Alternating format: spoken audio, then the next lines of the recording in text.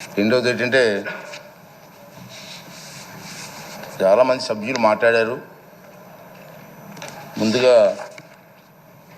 ఈ 16వ ఆంధ్రప్రదేశ్ శాసనసభకు సభాపతిగా నన్ను ఏకగ్రీవంగా ఎన్నుకున్నందుకు శ్రీ నారా చంద్రబాబు నాయుడు గారు పెద్దలు, అలాగే పవన్ కళ్యాణ్ గారు, బీజేపీ నాయకులు, తెలుగుదేశం పార్టీ శాసనసభ్యులు, బీజేపీ శాసనసభ్యులు అందరూ కలిసి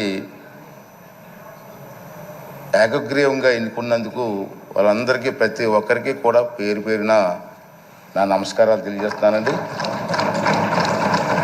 గతంలో ఈ శాసనసభలో మనం చూసాం, అంటే నేను 83 నుంచి కూడా శాసనసభలో ఉన్నాను.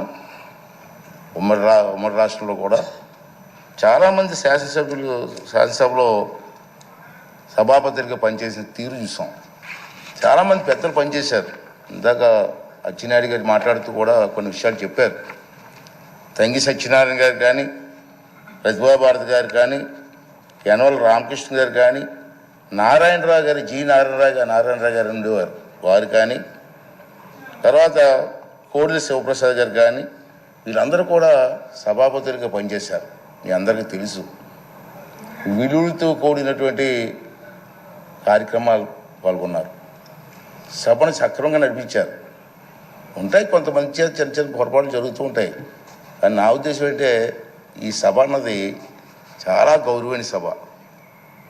నేను 42 ఇయర్స్ నుంచి నేను రాజకీయాల్లో ఉన్నా, మీకు తెలుసు, మీ అందరూ ఇప్పుడే మాట్లాడారు.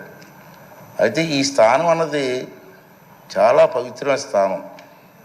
నేను మీ అందరినీ కోరేదంటే, ఇక్కడ చూశాను నేను రాత్రి అన్ని తెచ్చి చూస్తే మొత్తం 22 మంది మహిళా ఎమ్మెల్యేలు వచ్చారు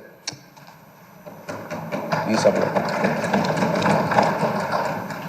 నిజంగా చంద్రబాబు నాయుడు గారిని, పవన్ కళ్యాణ్ గారిని అభినందించాలా.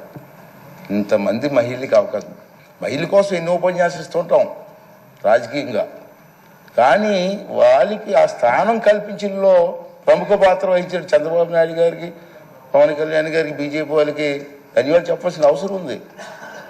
అంటే మహిళలు, అలాగే 33% పోస్ట్ గ్రాడ్యుయేట్స్ ఈ సభలో ఉన్నారు.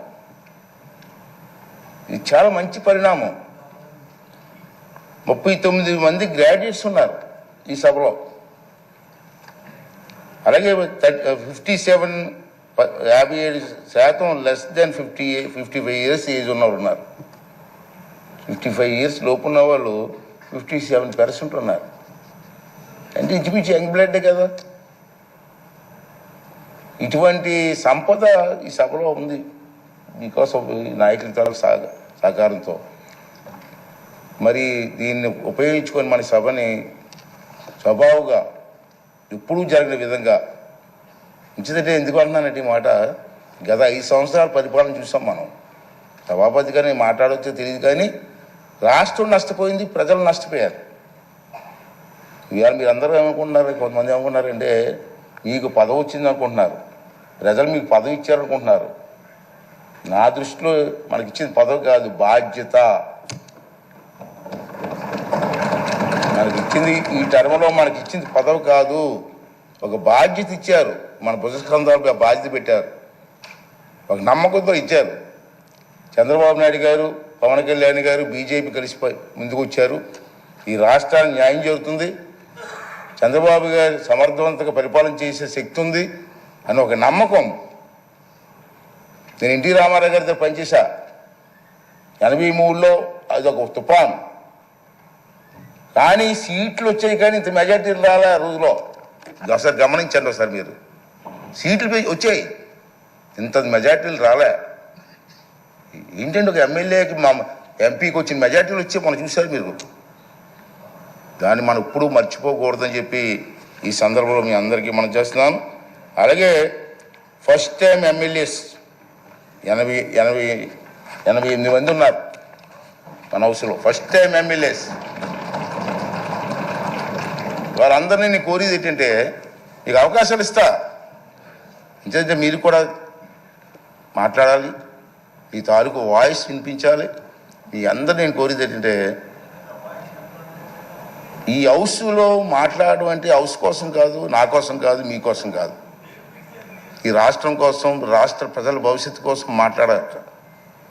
అంచేత ఫస్ట్ టైం ఎమ్మెల్యేస్ కూడా మగమాటం లేకుండా నీకు అవకాశాలు ఇస్తా, అవసరమైతే హౌస్ని 2-3 రోజులు పొడిగిస్తాం సభానాయకులు మాట్లాడి, తప్పేం లేదు. చర్చ జరగాల. మీ నియోజకవర్గంలో మీరు కావాల్సినటువంటి కార్యక్రమం ప్రజలు అందరూ కోరుకుంటారు. కార్యక్రమం అడుగుతారు మనల్ని. ఆ కార్యక్రమాలని స్పష్టంగా సభ ద్వారా మంత్రులు ఉంటారు, మంత్రులకి అధికారులు ఉంటారు, అధికారులకి వారితో పాటు ప్రజలకు కూడా మా ఎమ్మెల్యే గారు అసెంబ్లీలో మాట్లాడారు మా సమస్య కోసం చెప్పి ఒక ఆలోచన వచ్చే విధంగా మీరందరూ కూడా ప్రవర్తించవలసినటువంటి అవసరం ఉందని చెప్పి మనం చేస్తున్నాను. అలాగే మా చంద్రబాబు నాయుడు గారు చూశాను, నేను రాత్రి చూసి చాలా ఆశ్చర్యపోయాను. నేను ఫస్ట్ టైం ఎమ్మెల్యేస్కి 9 మందికి మంత్రులు ఇచ్చారు. సాధారణంగా మంత్రి అంటే ఏం చేస్తారంటే అనుభవం చూస్తారు, ఎన్ని చూస్తారు కదా సాధారణంగా. కానీ ఫస్ట్ టైం ఎమ్మెల్యేస్కి 9 మందికి మంత్రులు ఇచ్చారంటే ఇది చిన్న విషయం కాదు. ఈ విధంగా ఆలోచన చేసేటువంటి చంద్రబాబు నాయుడు గారికి, పవన్ కళ్యాణ్ గారికి కూడా మనకు ధన్యవాదాలు చెప్పి, వారు ఏ ఆలోచనతో ఇచ్చారో దాన్ని సబూగా జరిపించడం కోసం మనందరూ కూడా ప్రయత్నం చేయవలసినటువంటి అవసరం ఉందని చెప్పి మనం చేస్తున్నాను. అదే కాకుండా ఈవేళ మీరు చూశారు, ఇందా చెప్పాను, నందమూరి తారక రామారావు గారి ఆశీస్సుతో నేను రాజకీయాలకు వచ్చాను. మీ అందరికీ తెలుసు. గత 42 సంవత్సరాల నుంచి కూడా